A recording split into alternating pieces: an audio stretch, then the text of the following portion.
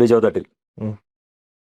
ബിജോ തട്ടിലിന്റെ ജീവിതത്തിലെ പറയുകയാണെങ്കിൽ ഞാൻ മനസ്സിലാക്കിയെടുത്തോളം CPI പാർട്ടിയുടെ അനുയായി, സ്വന്തമായിട്ട് ഒരു അഡ്വർടൈസിങ് കമ്പനി അല്ലെങ്കിൽ അതെ. അതുമായി ബന്ധപ്പെട്ട വർക്കുകളൊക്കെ ചെയ്യുന്നു. ജീവിതത്തിൽ രക്ഷപ്പെടണമെന്നൊരു ആഗ്രഹം വന്നപ്പോൾ മറ്റ് ഏതൊരു മലയാളിയും പോലെ മറ്റു വിദേശ രാജ്യത്തേക്ക് കുടിയേറി പാർക്കാനായിട്ടുള്ള പുറപ്പാട്, അത് ആ ഡിസിഷൻ എടുക്കാനായിട്ട് എന്താണ് ഇംഗ്ലണ്ടിലേക്ക് കുടിയേറി പാർത്ത് ജീവിതം മെച്ചപ്പെടുത്താനായിട്ട് ആഗ്രഹിച്ചത് എന്താണ്, അല്ലെങ്കിൽ അതിന്റെ പിന്നിലുള്ള കാര്യം എന്താണ്? ഇവിടത്തേക്കാളും മെച്ചപ്പെട്ട ഒരു ജീവിത സാഹചര്യമാണോ, അല്ലെങ്കിൽ ഈ തിരിച്ച് ഒരുപക്ഷെ എനിക്ക് തോന്നുന്നു ബിജോ തട്ടിൽ തിരിച്ചു വരില്ല എന്ന് പോലും പറഞ്ഞിട്ടുണ്ട്. അപ്പൊ എന്താണ് ആ പോവാനായിട്ടുള്ള ഒരു ഡിസിഷൻ എടുക്കാനുള്ള കാരണം? നമ്മുടെ നാട്ടില് ബിസിനസ്സായിരുന്നു. 10-12 കൊല്ലത്തോളം ബിസിനസ് നടത്തിയിരുന്നതാണ് ഞാൻ. അഡ്വർടൈസിങ് ഏജൻസി ആയി ബന്ധപ്പെട്ട് പല വർക്കുകളും ചെയ്തിരുന്നു. സൈൻ ബോർഡിൻ്റെയും അങ്ങനെ ചെറിയ ചെറിയ വർക്കുകളും വലിയ വർക്കുകളൊക്കെ ചെയ്തിരുന്നു. പല വലിയ വലിയ ക്ലയൻറ്റുകളൊക്കെ ഉണ്ടായിരുന്നു. പക്ഷെ നമുക്ക് കോവിഡ് വന്നപ്പോൾ, കോവിഡും അതിന് മുമ്പും പ്രളയവും കാര്യങ്ങളൊക്കെ വന്നപ്പോഴും ബുദ്ധിമുട്ടുകൾ ഉണ്ടായിരുന്നു. കോവിഡ് കൂടി വന്നപ്പോൾ നമുക്ക് സാമ്പത്തികമായിട്ട് ഭയങ്കര ബുദ്ധിമുട്ടുകൾ വന്നു. ഇവിടെ ബിസിനസ്സൊക്കെ എൻ്റെ മാത്രമല്ല, ഒരുവിധം എല്ലാ ബിസിനസ്സുകളും ഡൗൺ ആയല്ലോ. ആ സമയത്ത് നമുക്ക് പിടിച്ചു നിൽക്കാൻ ഒരു നിവൃത്തിയില്ല. അപ്പോൾ ഈ ലോണുകളൊക്കെ ഇങ്ങനെ പെൻഡിങ് വന്ന് കൂടി വരാന്നല്ല കൊണ്ട് വേറെ അടയ്ക്കാനൊന്നും പറ്റുന്നുണ്ടായിരുന്നില്ല. അപ്പോൾ ആ ഒരു സാഹചര്യത്തിൽ ഞാൻ UK അവസരം കിട്ടിയപ്പോൾ ഞാനും വൈഫും കൂട്ടിയിട്ട് ഒരുമിച്ച് പോയി. എന്ത് ചെലവ് വന്നു അവിടെ പോകാനായിട്ട്? ഞങ്ങൾ സ്റ്റുഡൻറ് വിസയിലാണ് ഞങ്ങൾ പോയത്. ആ. അപ്പോൾ ഒരു മൊത്തത്തിലൊരു 10-20 ലക്ഷം രൂപയോളം ചിലവ് വന്നിട്ടുണ്ട്. ഉം. അത് ഫീസ് അടക്കം, കോളേജിൻ്റെ ഫീസ് അടക്കം. ഉം. പക്ഷെ അതിൽ നഷ്ടമൊന്നുമില്ല. അത്യാവശ്യം നല്ല ക്വാളിറ്റി എഡ്യൂക്കേഷനാണ് അവിടെ. മാസ്റ്റേഴ്സാണ് എടുത്തത്. വൈഫാണ് പഠിക്കാൻ പോയത്. നല്ല എഡ്യൂക്കേഷൻ, നല്ല ക്വാളിറ്റി എഡ്യൂക്കേഷനാണ്. നമുക്ക് സ്വന്തമായിട്ട് തന്നെ പ്രിപ്പയർ ചെയ്ത് അസൈൻമെൻറ്റ്സും കാര്യങ്ങളും ചെയ്യുക എന്നുള്ള ലെവലാണ്. നമ്മുടെ അവിടെ പഠിപ്പിച്ചിരുന്നത് പഠിക്കുക എന്നുള്ളതല്ല, നമ്മൾ തന്നെ സ്വന്തമായിട്ട് പഠിക്കും. അങ്ങനെ ക്വാളിഫിക്കേഷൻ വരുമ്പോൾ നല്ലതാണ്. എഡ്യൂക്കേഷൻ പഠിച്ചുകൊണ്ട് അവിടെ ജോലി കിട്ടുമെന്ന് ഉറപ്പുണ്ടോ? ഇഷ്ടം പോലെ ഓപ്പർച്യൂണിറ്റീസ് ഉണ്ട് അവിടെ. നമുക്ക് വൈഫിന് അവിടെ, അവൾ പഠിച്ചത് MBA ഫൈനാൻസ് ആണ്. ഇവിടെ മാസ്റ്റേഴ്സ് ഇൻ കൊമേഴ്സ് ആണ് പഠിച്ചിരുന്നത്. അപ്പോൾ അവൾക്ക് അവിടെ അതിൻ്റെ സെയിം ഫീൽഡിൽ തന്നെ അക്കൗണ്ട്സിൽ തന്നെ ജോലി. നമ്മൾ അതിന് വേണ്ടിയിട്ട് പ്രിപ്പയർ ചെയ്യണം. നമുക്കിപ്പോൾ ഇവിടെ നിന്ന് പോകുന്നവരൊക്കെ എല്ലാവരും വിചാരിക്കും അവിടുത്തെ ജോലി കിട്ടും, അവിടെ നമുക്ക് പഠിച്ച ഫീൽഡിൽ കിട്ടുമെന്ന്. പക്ഷെ അതിന് വേണ്ടിയിട്ട് കുറച്ച് ബാക്ക്ഗ്രൗണ്ട് വർക്കുകൾ ചെയ്യാനുണ്ട്. ഇപ്പോൾ അവൾ അവിടെ പോയി ഫൈനാൻസ് ഫീൽഡിലാണ് അവൾ. പക്ഷെ അവിടെ പോയി ജോലി കിട്ടണമെങ്കിൽ അവിടുത്തെ ഫൈനാൻസിൻ്റെ നിയമങ്ങൾ അല്ലെങ്കിൽ രീതികളൊക്കെ ഉണ്ട്. ഇപ്പോൾ അക്കൗണ്ട്സ് ഫൈനാൻസ് നിയമങ്ങളും കാര്യങ്ങൾ, അതിൻ്റെ അവിടുത്തെ കുറച്ച് കാര്യങ്ങൾ പഠിക്കാനുണ്ട്. ഇപ്പം നമ്മളിവിടെ GSTയുടെ ഒക്കെ കോഴ്സ് പഠിക്കുന്നുണ്ടല്ലോ അതുപോലെ അവിടുത്തെ കോഴ്സുകൾ പഠിക്കണം. അപ്പം അങ്ങനത്തെ കോഴ്സുകൾക്ക് അവിടെ ഒരു എക്സ്ട്രാ നമ്മൾ 20 ലക്ഷത്തോളം ചിലവാക്കി, 20-22 ലക്ഷത്തോളം ഞാൻ ചിലവാക്കിയിട്ട് പോയത്. അത് കൂടാണ്ട് ഒരു 2000 പൗണ്ടോളം, ഏകദേശം 2 ലക്ഷത്തിന് മുകളിൽ വേറെ ചിലവാക്കി അവിടുത്തെ കോഴ്സ് കൂടി പഠിച്ചതിന് ശേഷമാണ് അവിടെ ജോലിക്ക് കിട്ടിയത്. ജോലി കിട്ടി, ലൈഫ് വളരെ സെക്യൂർഡ് ആണ്. നമുക്ക് അത്യാവശ്യം നല്ല രീതിയിൽ സമ്പാദിക്കാൻ പറ്റും. എന്ത് ചെയ്തു? വൈഫിന്റെ കാര്യം പറഞ്ഞത്. വൈഫ് ആണ് ക്വാളിഫൈഡ്. അവൾ പഠിക്കാൻ പോയതുകൊണ്ട് അവൾക്കാണ് കൂടുതൽ ഓപ്പർച്യൂണിറ്റീസ്. ജോലിക്ക് സാമ്പത്തികം കിട്ടാൻ സാധ്യതയില്ല, കാശ് കൊടുത്ത് പഠിക്കുന്നു നമ്മൾ. പഠിച്ച് അത് കഴിഞ്ഞ ഉടനെ എത്ര കാലം എടുത്തു പഠിക്കാൻ? അവളുടെ 1 ഇയർ കോഴ്സ് കഴിഞ്ഞപ്പോഴേക്കും. ഈ 1 ഇയർ കോഴ്സിൽ വേറെ ജോലിക്ക് പാർട്ട് ടൈം ജോലി, അത് ചെറിയ എല്ലാവരും ചെയ്യുന്ന പോലെ റെസ്റ്റോറൻറ്റുകളിൽ അല്ലെങ്കിൽ ചെറിയ സൂപ്പർ മാർക്കറ്റുകളിലൊക്കെ പാർട്ട് ടൈം ജോബ് ചെയ്യും. അതിന് അത്ര തൊഴിലുകൾ കിട്ടാനായിട്ട് ചാൻസ് അവിടെ ഇഷ്ടം പോലെ ഓപ്പർച്യൂണിറ്റി ഉണ്ട്. നമുക്ക് അതിനെ നമുക്ക് പ്രധാനമായിട്ട് വേണ്ടത് നമ്മൾ ഇറങ്ങി ചെല്ലാനുള്ളൊരു മനസ്സ്. നമ്മൾ വെറുതെ അവിടുത്തെ കൂടുതൽ ഞാൻ കണ്ടിട്ടുള്ള അവിടുത്തെ സ്റ്റുഡൻസിൻ്റെ ഒക്കെ പ്രശ്നം എന്താണെന്ന് വെച്ച് കഴിഞ്ഞാൽ, അവർ റൂമിലിരിക്കും. അത് കഴിഞ്ഞ് അറിയുന്ന 2-3 ആൾക്കാരോട് പറയും, എന്നിട്ട് അവരെന്തെങ്കിലും തരും. പിന്നെ അവർ ഓൺലൈനിൽ അപ്ലൈ ചെയ്യുന്നല്ലാണ്ട് വേറെ ഇറങ്ങിത്തിരിക്കില്ല. നമുക്ക് ജോലി കിട്ടണമെങ്കിൽ അവിടെ പുറത്തിറങ്ങി അന്വേഷിച്ചാൽ നമുക്ക് ഇഷ്ടം പോലെ ഓപ്പർച്യൂണിറ്റി ഉണ്ട്. പിന്നെ എന്തും ചെയ്യാൻ തയ്യാറാവണം. അപ്പോൾ അവിടെ പോയി ഇപ്പോൾ ഒരു എഡ്യൂക്കേറ്റഡ് അല്ലാത്ത ഒരാളെ സംബന്ധിച്ചിടത്തോളം അവിടെ എന്ത് ജോലിയാണ് ആൾക്ക് നമുക്ക് ഇഷ്ടം? ഇപ്പം ഞാൻ അത്ര വലിയ ക്വാളിഫൈഡ് ആയിട്ടുള്ള ആളൊന്നുമല്ല, മാസ്റ്റേഴ്സും കാര്യങ്ങളും ഒന്നുമില്ല. നമുക്ക് അറിയുന്ന പണി ഈ ചെറിയ ഡിസൈനിങ്ങും കാര്യങ്ങളും. അതിനവിടെ ഇപ്പോൾ കാലഘട്ടം അറിയാലോ, അഡ്വർടൈസിങ് ഏജൻസി ഡിസൈനിങ്ങിനൊന്നും ഇപ്പോൾ ഒരു വിലയില്ല, AI മറ്റേതൊക്കെയാണ്. അപ്പോൾ നമുക്ക് അവിടെ പോയി അതിൻ്റെ ഫീൽഡിൽ കിട്ടാൻ ബുദ്ധിമുട്ടായതുകൊണ്ട് ഞാൻ എന്ത് ജോലിയും ചെയ്യാൻ തയ്യാറായിരുന്നു.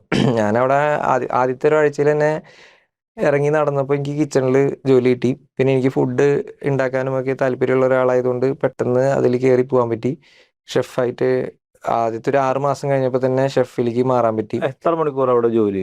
അവിടെ പറയുമ്പോൾ 8 മണിക്കൂർ എന്നൊക്കെ പറയുമെങ്കിലും റെസ്റ്റോറൻറ്റ് മേഖലയിലാണെങ്കിൽ ഒരു 12 മണിക്കൂറിന് മുകളിൽ വർക്ക് ചെയ്യേണ്ടി വരും. ഈ 8 മണിക്കൂർ എന്നാണ് അവിടുത്തെ നിയമപരമായതെന്നില്ല, അങ്ങനെയൊന്നുമില്ല, മണിക്കൂറിന് വേജസ് കിട്ടണതാണ്. മണിക്കൂറാണ് അവിടെ? മണിക്കൂറിനാണ് വേജസ്. പക്ഷെ നമുക്ക് 8 മണിക്കൂർ ജോലി എന്നൊന്നും പറഞ്ഞു കഴിഞ്ഞാൽ അത് എളുപ്പമൊന്നുമല്ല. ഓഫീസ് ജോലികൾ മാത്രമേ കിട്ടുള്ളൂ.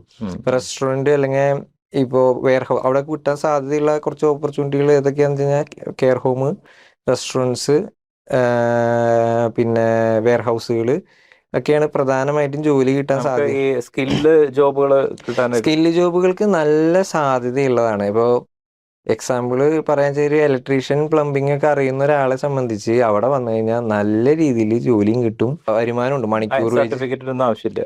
സർട്ടിഫിക്കേഷൻ ഉണ്ടെങ്കിൽ വളരെ നല്ലത്. ഇല്ലെങ്കിൽ അവിടെ ചെന്നിട്ട് നമുക്ക് അവിടുത്തെ സർട്ടിഫിക്കേഷൻ ചെറുതെടുക്കുക. അത് ചെറിയ കോഴ്സുകളുണ്ട്. അവിടെ നമുക്കൊരു 2000 പൗണ്ട്, 3000 പൗണ്ട്, 5000 പൗണ്ടിൻ്റെ ഉള്ളിൽ, അതായത് 5 ലക്ഷത്തിൻ്റെ ഉള്ളിൽ വരുന്ന കോഴ്സുകൾ എടുത്തു കഴിഞ്ഞാൽ അവിടെ എ ലെവല് അല്ലെങ്കിൽ അങ്ങനത്തെ ചെറിയ ലെവൽ കോഴ്സുകളുണ്ട്. ആ കോഴ്സ് ഉണ്ടെങ്കിൽ നമുക്ക് മണിക്കൂറിന് 20 മുകളിൽ പൗണ്ടിന്, 20 പൗണ്ട് എന്ന് പറഞ്ഞാൽ അത്യാവശ്യം വരുമാനമായിട്ടാ. 20 പൗണ്ടൊക്കെ നല്ല എമൗണ്ടാ. 20 പൗണ്ടിന് മുകളിൽ ഉണ്ടാവും അവർക്ക് ഇത്. പിന്നെ അത് മാത്രമല്ല, സ്വന്തമായിട്ട് ചെയ്യാനാണെങ്കിലും ലൈസൻസ് അതിനാണ് അവിടുത്തെ കോഴ്സ്. അവിടെ ചെന്ന് പഠിക്കുക, അതിന്റെ ലൈസൻസ് കിട്ടും. ചെറിയ കോഴ്സുകൾ. ഭാഷ വലിയൊരു ഘടകമാണ്. ഇവിടെ നിന്ന് പോകുന്ന ആൾക്കാർക്ക് ഡിപ്പെൻഡൻ്റ് ആയിട്ട്, ഇപ്പം ഞാൻ ഡിപ്പെൻഡൻ്റ് ആയിട്ട് പോയതാണ്. ഡിപ്പെൻഡൻ്റ് ആയിട്ട് പോകുന്ന ആൾക്കാർ, ഞാൻ പറയാൻ വെച്ചാൽ ലാംഗ്വേജ് പഠിച്ചിട്ട് പോകണമാണ് നല്ലത്. ഭാഷ ഇല്ലാണ്ടൊന്നും അവിടെ പിടിച്ചു നിൽക്കാൻ പറ്റില്ല. നമുക്ക് കുറച്ചെങ്കിലും സംസാരിക്കാനാണ്. ഇപ്പോൾ ഒരുപാട് പേര് ഭാഷ അറിയാത്തവരൊക്കെ അവിടെ ജീവിക്കുന്നുണ്ട്, പക്ഷെ അവർക്കൊന്നും ഓപ്പർച്യൂണിറ്റി ഇല്ല. നമുക്ക് സംസാരിക്കാൻ അറിയാണ്ട് എങ്ങനെയാണ് ഒരു ഓപ്പർച്യൂണിറ്റി കിട്ടുക? കമ്മ്യൂണിക്കേഷൻ വളരെ ഇമ്പോർട്ടൻ്റ് ആണ്. ഇംഗ്ലീഷ് എന്ന് പറയുമ്പോൾ പൊതുവേ നമ്മളൊക്കെ വിദ്യാഭ്യാസത്തിൽ ഉള്ളതാണല്ലോ ഇംഗ്ലീഷ് പഠിക്കുക, ഇംഗ്ലീഷ് പഠനത്തിന് വേണ്ടിയിട്ട്. പക്ഷെ ആ പഠനമൊന്നും അവിടെ കാര്യമില്ല. നല്ല രീതിയിൽ ഫ്ലുവൻ്റ് ആയിട്ട് ഇംഗ്ലീഷ് സംസാരിക്കണം. അത്യാവശ്യം അത് സംസാരിക്കാറാണ്. നമുക്ക് ഇവിടെ പഠിക്കുമ്പോഴേ നമ്മൾ എഴുതാനും വായിക്കാനാണ് പഠിക്കുക. അതിലെനിക്കൊരു ഇത് പറയാൻ, അവിടെയുള്ള ആൾക്കാർക്ക് എഴുതാനും വായിക്കാനും അറിയാത്തവർ കുറേ പേരുണ്ട് കേട്ടാ. ഞാനത് ഞെട്ടിപ്പോയി അതൊരു അറിഞ്ഞപ്പോൾ. നമ്മൾ പലരോടും സംസാരിക്കുമ്പോൾ നല്ല ഭംഗിയായിട്ട് ഇംഗ്ലീഷിൽ സംസാരിക്കുന്ന യൂറോപ്യൻസ്, ബ്രിട്ടീഷുകാരെന്ന് പറയണില്ല, യൂറോപ്യൻസ് നല്ല ഭംഗിയായിട്ട് സംസാരിക്കും. അവർക്ക് എഴുതാനും വായിക്കാനും അറിയില്ല. സംസാര ഭാഷ കൊണ്ടാണ് പിടിച്ചിരിക്കുന്നത്. നമുക്ക് സംസാരിക്കാൻ അറിയില്ല. എഴുതാനും വായിക്കാനൊക്കെ നമ്മൾ ചെറുപ്പം തൊട്ടേ ഇംഗ്ലീഷ് ബേസിക്, ബ്രിട്ടീഷ് കോളനി ആയിരുന്നല്ലോ ഇന്ത്യ. അപ്പൊ അതുകൊണ്ട് ഇംഗ്ലീഷിന്റെ ബേസിക് നമുക്കുണ്ട്. നമുക്കിന് വീണ്ടും അപ്പോൾ നിങ്ങളവിടെ വൈഫിനവിടെ ജോലിക്ക് ചെറിയ പാർട്ട് ടൈമിൽ കയറി പഠിക്കാൻ കിട്ടും. അപ്പോൾ നിങ്ങൾ ജോലി അന്വേഷിച്ച് ഹോട്ടലിൽ കയറി. ഈ ഹോട്ടലിലുള്ള ജീവിതം എന്ന് പറയുമ്പോൾ 12 മണിക്കൂർ എന്ന് പറയുമ്പോൾ ആകെ 24 മണിക്കൂറിൽ 12 മണിക്കൂർ ബാലൻസ്. അത് കഴിഞ്ഞ് നിങ്ങളുടേതായിട്ടുള്ള വ്യക്തിപരമായ കാര്യങ്ങളൊക്കെ ചെയ്തു വരുമ്പോൾ നിങ്ങളെന്ന് പറയുന്ന വ്യക്തിയുടെ ജീവിതം എത്ര സമയമുണ്ട്? 12 മണിക്കൂർ എന്ന് പറഞ്ഞൊരു ആവറേജ് കണക്കാ. ഞാൻ തുടക്ക സമയത്തൊക്കെ 16 18 മണിക്കൂർ വരെ പണിയെടുത്ത കാലഘട്ടം ഉണ്ടായിരുന്നു. 24 മണിക്കൂറിൽ 18 മണിക്കൂർ ജോലി ആദ്യം തുടക്കകാലത്ത്. അപ്പൊ അതിനുള്ള സാലറി കിട്ടുമോ? സാലറി ഉണ്ട്, നല്ല സാലറി ഉണ്ട്. നമുക്ക് പണിയെടുക്കണേ എല്ലാ ദിവസവും ജോലി ചെയ്യാൻ പറ്റുമോ? വയ്യാണ്ടാവും. ഞാനൊക്കെ നല്ല രീതിയിൽ കഷ്ടപ്പെട്ടു. കാരണം നമുക്ക് തുടക്കകാലത്ത് അതും ഒരുപാട് പേര് ചെയ്യണില്ല. പലരും വയ്യ എന്നൊക്കെ പറഞ്ഞ് മാറി നിൽക്കുന്ന ഒരുപാട് പേര്, കുറെ പേര് കഷ്ടപ്പെടുന്നുണ്ട്, ഇല്ലാത്തവർ കുറേ ഉണ്ട്. അപ്പൊ അവരൊക്കെ സാമ്പത്തികത്തിന്റെ ബുദ്ധിമുട്ടൊന്നും ഇല്ലാത്തവർക്ക്, വീട്ടിൽ നിന്ന് കാശ് അയച്ചെടുക്കുന്നവർക്ക് പറ്റില്ല, സൗകര്യം ഇല്ല എന്നൊക്കെ പറഞ്ഞ് ഇറങ്ങി പോകും. ഇറങ്ങി തിരിച്ചു. എനിക്ക് ഇവിടെ നിന്ന്, നാട്ടിൽ നിന്ന് പൈസ ഒന്നും അങ്ങോട്ട് തരാനില്ല. ഒരു പ്രയോഗം അത്രേ ഉള്ളൂ. അത് നമുക്ക് അവിടെ പോയി പിടിച്ചു നിന്നേ പറ്റൂ. വരുമാനം വേണം. വാടക ഞാൻ പ്രത്യേകിച്ച് ലണ്ടനിലാണ് ഞാൻ സ്റ്റേ ചെയ്തിരുന്നത്. ലണ്ടനിലാണ്. അപ്പോൾ ലണ്ടനിൽ ഭയങ്കര എക്സ്പെൻസീവ് ഒരു സ്ഥലമാണ്. അപ്പോൾ ലണ്ടനിൽ നമുക്ക് ഒരു റൂം ഷെയറിങ്, നമുക്ക് ഒരു ഫ്ലാറ്റ് ഒന്നല്ല നമുക്ക് കിട്ടാം, അല്ലെങ്കിൽ ഒരു വീടൊന്നല്ല നമുക്ക് കിട്ടാം. അവിടെ ഒരു റൂം ഷെയർ 3 4 ഫാമിലി 5 ഫാമിലിയൊക്കെ നിൽക്കുന്നതിൽ ഒരു റൂമൊക്കെയാണ് നമുക്ക് കിട്ടാം. അപ്പൊ ആ റൂമിന് തന്നെ നമുക്ക് 800 900 1000 ഒക്കെ വാടകയുണ്ട്.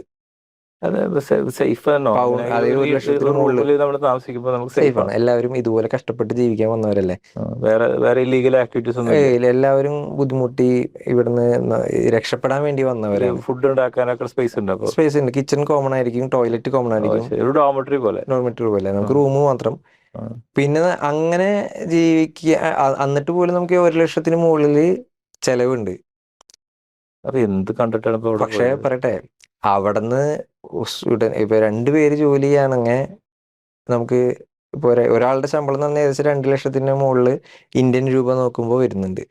പക്ഷെ അത് ഇന്ത്യൻ രൂപയായിട്ട് തട്ടിക്കാൻ പറ്റില്ല, അത് ജീവിതം ഓക്കെ, അവിടെയാണല്ലോ. അവിടെ നമുക്ക് ഇപ്പൊ പറഞ്ഞില്ലേ 800, ഇപ്പൊ 2000 പൗണ്ടിന്റെ അടുത്ത് സാലറി ഉണ്ടാവും. 2000 എന്നുള്ളത് ഓവർ ടൈം ഒക്കെ ചെയ്യുമ്പോൾ കൂടുതൽ കിട്ടും. ഞാൻ ആവറേജ് പറയണതാണ്. ഈ 2000 പൗണ്ടിൽ നമുക്ക് ഒരു 1000 പൗണ്ടിന്റെ അടുത്ത് വാടകയും ഒരു 500 പൗണ്ടിന്റെ ഉള്ളിൽ എക്സ്പെൻസ് നിൽക്കും. അപ്പോഴും 500 പൗണ്ട് സേവ് ചെയ്തൂടെ? 50,000 രൂപ സേവ് ചെയ്തൂടെ ഒരാൾക്ക്?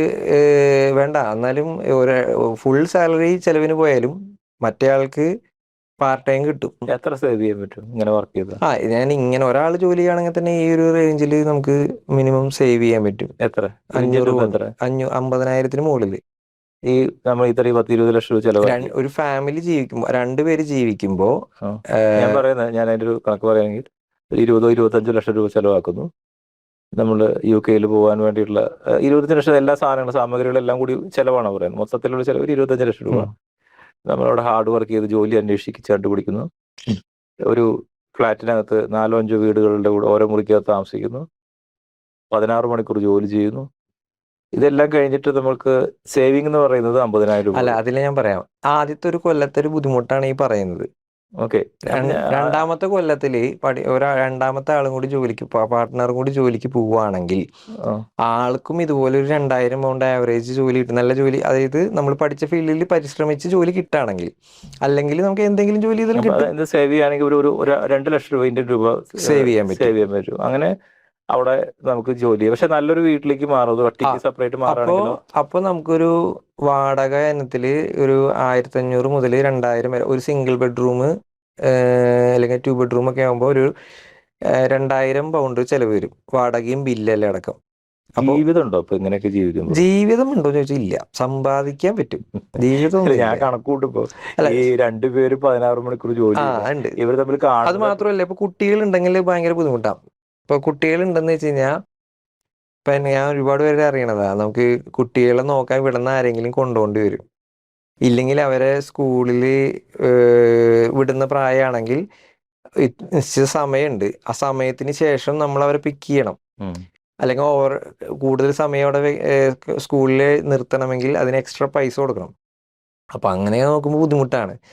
അപ്പൊ നമ്മൾ പിന്നെ എങ്ങനെ ചെയ്യാന്ന് വെച്ചാൽ അവിടെയുള്ളവർ സിംഗിൾ ആയിട്ട് ഒരാൾക്ക് പോയിട്ട് വേണമെങ്കിൽ ഒരു പക്ഷെ കുറെ കൂടി സമ്പാദിക്കാം. പക്ഷെ ഒരു ഫാമിലി അതും ഞാൻ പറയണു, ഒരു 4-5 കൊല്ലം, ഇപ്പോഴത്തെ നിയമങ്ങൾ മാറി തുടങ്ങി, തീരുമാനമായിട്ടില്ലെങ്കിലും അത് 10-15 കൊല്ലം കഴിയണം PR കിട്ടാനെന്നൊക്കെ പറയുന്നുണ്ട്.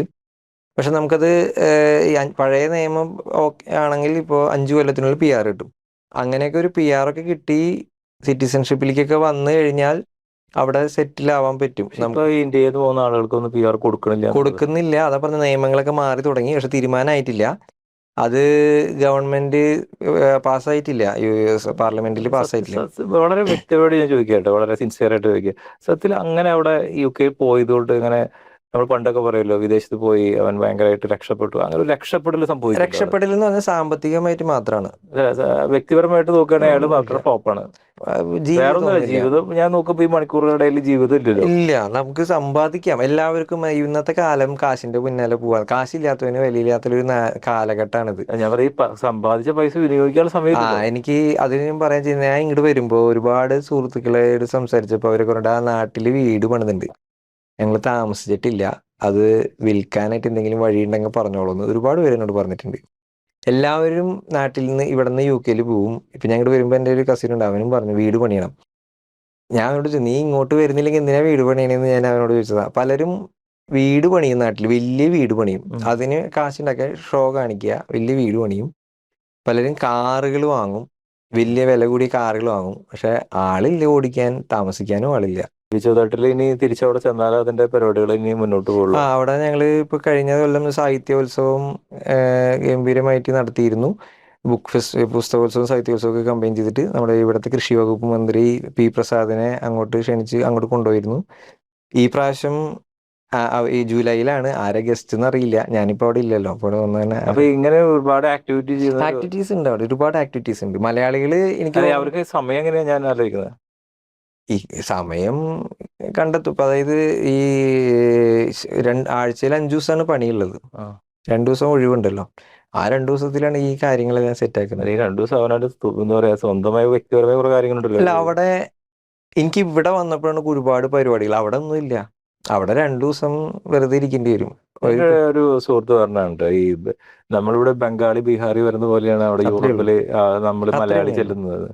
ഇവിടെ നിന്ന് കാണുന്ന പളവളപ്പൊന്നും ഇല്ല. അവിടെ മഞ്ഞുമലയും കാര്യങ്ങളൊക്കെ ചിത്രങ്ങളിൽ കാണുന്നല്ലത്. അല്ല, അവിടെ ചെല്ലുമ്പോൾ നമ്മൾ യാഥാർത്ഥ്യമായിട്ട് പൊരുത്തപ്പെടേണ്ടി വരും എന്ന് പറയുന്നത്. ഇപ്പോ മഞ്ഞ് വീഴുമ്പോ നമുക്ക് നമ്മൾ ഈ ഫോട്ടോയിൽ കാണുമ്പോഴും വീഡിയോയിൽ കാണുമ്പോൾ നല്ല ഭംഗിയാണ്. നടക്കാൻ പറ്റില്ല, വഴിക്ക് വീഴും. റോട്ടിലൊക്കെ വണ്ടികൾക്കൊന്നും പോകാൻ പറ്റില്ല. ഇപ്പൊ UK പിന്നെയും കുറച്ച് സമാധാനമുണ്ട്, മൈനസ് അത്ര നല്ല രീതിയിൽ തണുപ്പ് വരില്ല. കാനഡയിലൊക്കെ പോകുന്നവരുടെ ജീവിതം ബുദ്ധിമുട്ടാണ്. നമ്മൾ ഇവിടെ നിന്ന് കാണുന്ന ഷോ അല്ലെങ്കിൽ ഭംഗിയേ ഉള്ളൂ ഫോട്ടോയില് കാണുന്നത്, ആ ഫോട്ടോയില് വീഡിയോയില് കാണുന്നത്. അല്ലാണ്ട് മഞ്ഞൊക്കെ എടുത്ത് തിന്നാൻ പോകുന്ന ഫോട്ടോ അതൊക്കെ 2 ദിവസം നമ്മൾ വിസിറ്റിന് പോകുമ്പോ 2 ദിവസം കണ്ടാ ഓക്കെ. എല്ലാ ദിവസവും എന്നും അങ്ങനെ ആകുമ്പോൾ പറ്റില്ല. എന്നും ബുദ്ധിമുട്ടാണ്. തണുത്തിട്ട് നമ്മുടെ ഈ ക്ലൈമറ്റ് ചേഞ്ച് വളരെ ബാധിക്കുന്നു നമ്മുടെ ശരീരത്തെ. വളരെയധികം ബാധിക്കും. ഇപ്പോൾ നല്ല ബുദ്ധിമുട്ടുണ്ട്. നമ്മൾ ഇവിടെ ഈ ചൂടത്തുനിന്ന് തണുപ്പത്തേക്ക് പോകുമ്പോൾ ബുദ്ധിമുട്ടുണ്ട്. ഇപ്പൊ ഞാൻ തണുപ്പത്തിൽ നിന്ന് ചൂടത്തേക്ക് വന്നപ്പോൾ നല്ല ബുദ്ധിമുട്ടുണ്ട്. ഈ വേറൊരു കാര്യം കേട്ടത്, നമ്മളിപ്പോ കേരളത്തിലൊക്കെ വരുവാണെങ്കിൽ ആരോഗ്യരംഗത്തൊക്കെ വളരെ മുന്നോട്ട് പോയി. നമ്മൾ ഇപ്പോൾ ഏതൊരു അസുഖത്തിന് നമുക്ക് പെട്ടെന്ന് ഡോക്ടറെ കാണാം. അങ്ങനെ അവിടെ പറ്റില്ല എന്നൊരു അത് അവിടുത്തെ സിസ്റ്റം എന്ന് പറഞ്ഞു കഴിഞ്ഞാൽ എനിക്ക് എൻ്റെ അറിവാണ്, എനിക്ക് എല്ലാം സത്യമാണോ എന്നറിയില്ല. ഇപ്പം നമ്മൾ മനസ്സിലാക്കിയത്, എൻ്റെ അനുഭവത്തിൽ നിന്ന് ഞാൻ മനസ്സിലാക്കിയത്, അവിടെ ഹോസ്പിറ്റലുകളും അതുപോലെ തന്നെ ഹോസ്പിറ്റൽ സ്റ്റാഫുകളും നമ്മുടെ നാട്ടിലെ പോലെ ഇല്ല എന്നാണ് തോന്നുന്നത്. കാരണം ഇപ്പോൾ ബെഡ് സ്പേസ് ഇല്ല, ബെഡില്ല, ഹോസ്പിറ്റലിൽ ബെഡില്ല. നമ്മുടെ ഇവിടെയൊക്കെ എനിക്ക് തോന്നുന്നു ഹോസ്പിറ്റലിൽ 5000 ബെഡൊക്കെ ഉണ്ടെന്ന് തോന്നുന്നു. ജൂബിലി പോലുള്ള ഹോസ്പിറ്റലുകൾക്ക് 5000-4000 ബെഡൊക്കെ ഉണ്ട്. ആളുകൾക്ക് അസുഖം ഇല്ലാത്ത ആളുകളാണോ? അവിടെയുള്ള അത്രയും സൗകര്യങ്ങളില്ല. 400-500 ബെഡൊക്കെയാണ് ഒരു ഹോസ്പിറ്റലിൽ ഉള്ളതെന്നാണ്. അസുഖമുള്ള ആളുകളുണ്ടാവില്ല. അതോ അസുഖം എനിക്ക് തോന്നുന്നു താരതമ്യേന കുറവാണെന്ന് തോന്നിയിട്ടുണ്ട്. കാരണം ഈ ക്ലൈമറ്റിൻ്റെ നമ്മുടെ ഇവിടുത്തെ പോലെ പൊടി കാര്യങ്ങളൊന്നും ഇല്ല, ക്ലീൻ സിറ്റിയാണ്. അതുകൊണ്ടാവാം, എനിക്കറിയില്ല. പിന്നെ ട്രീറ്റ്മെൻറ്റിൻ്റെ കാര്യവും ഭയങ്കര ബുദ്ധിമുട്ടാണ് അവിടെ. ഇപ്പം നമുക്കൊരു ഹോസ്പിറ്റലിൽ പനി വന്നു, പാരസെറ്റമോൾ, കാലുവേദന വന്നു, പാരസെറ്റമോൾ, എല്ലാത്തിനും പാരസെറ്റമോളാണ്. ഈ പാരസെറ്റമോൾ വളരെ കിഡ്നിയൊക്കെ അടിച്ചു പോകുന്ന അവിടെ പാരസെറ്റമോൾ സൂപ്പർ മാർക്കറ്റിൽ കിട്ടും. വേറെ ഒരു എന്ത് അസുഖം വന്നാലും നമ്മൾ കോമൺലി തമാശ പറയുന്ന പാരസെറ്റമോൾ മാത്രമേ അവിടെ നിന്ന് കിട്ടുള്ളൂ. പിന്നെ IB-പ്രൂഫിൽ നിന്ന് തന്നെ വരുന്നത്. ഇതെല്ലാം ഇതുകൊണ്ട് അസുഖം മാറാറുണ്ടോ? ഇല്ല, നമ്മുടെ അതായത് അവിടെയുള്ളവർക്ക് അതൊക്കെ ഓക്കെയാണ്. അവർ ജനിച്ചപ്പോൾ മുതൽ ആ ഒരു ഫെസിലിറ്റി അവർ കണ്ടിട്ടുള്ളൂ. കേരളത്തിൽ അത് വലിയൊരു കാര്യം. നമ്മൾ കേരളത്തിൽ നിന്ന് പോകുന്നവരെ സംബന്ധിച്ച് ഇത്രയും ആരോഗ്യരംഗം വളരെ മുന്നിലായി നിൽക്കുന്നത് നമ്മൾ ശരിക്കും. ഞാനിപ്പോൾ ദുബായിലും ഉണ്ട്, ഫെസിലിറ്റി ഉണ്ട്. ദുബായും അവിടെയൊക്കെ UK ഒക്കെ കണ്ടിട്ടുണ്ട് ഞാൻ. അപ്പോൾ അവിടെ വെച്ച് നോക്കുമ്പോൾ കേരളം വളരെ മുന്നിലാണ്. നമുക്കിപ്പോൾ ഒരു അസുഖം വന്നു, ഡയറക്റ്റ് ഡോക്ടറെ കാണാം. അവിടെ ഏതെങ്കിലും ഒരു കുടുംബാരോഗ്യ കേന്ദ്രത്തിലോ അല്ലെങ്കിൽ ജില്ലാ ആശുപത്രിയിലോ അവിടെ ഒരു 5 രൂപ 10 രൂപ ടോക്കൺ കൊടുത്തു കഴിഞ്ഞാൽ നമുക്ക് ഡോക്ടറെ കാണാൻ പറ്റും. അവിടെ ഡോക്ടറെ കാണാന്ന് പറഞ്ഞാൽ വളരെ വലിയ ചടങ്ങാണ്. അതൊന്ന് കൃത്യമായിട്ടൊന്നും പറയണം. കൈ കൊടിഞ്ഞു കഴിഞ്ഞാൽ കുഴപ്പമില്ല. എമർജൻസി കേസുകൾ നമുക്ക് ഡയറക്റ്റ് എമർജൻസിയിൽ പോയി പെട്ടെന്ന് ട്രീറ്റ്മെന്റ്. ഇപ്പൊ പൊതുവേ നമുക്കിപ്പോ ഒരു ചെറിയ അസുഖം, ഇപ്പോ അൾസറിന്റെ ഒരു പ്രശ്നം വന്നു, അൾസർ അല്ലെങ്കിൽ ഇപ്പൊ എന്തെങ്കിലും കിഡ്നി സ്റ്റോൺ വന്നു, അങ്ങനെയുള്ളതൊക്കെ വന്നാൽ വളരെ ബുദ്ധിമുട്ടാണ്. നമുക്ക് അവിടെ പോയി GP എന്നും പറയാം. നമ്മുടെ ക്ലിനിക്ക് ഇവിടുത്തെ PHC പോലെ ഫാമിലി ഹെൽത്ത് സെന്റർ പോലെ GP-ആണ്.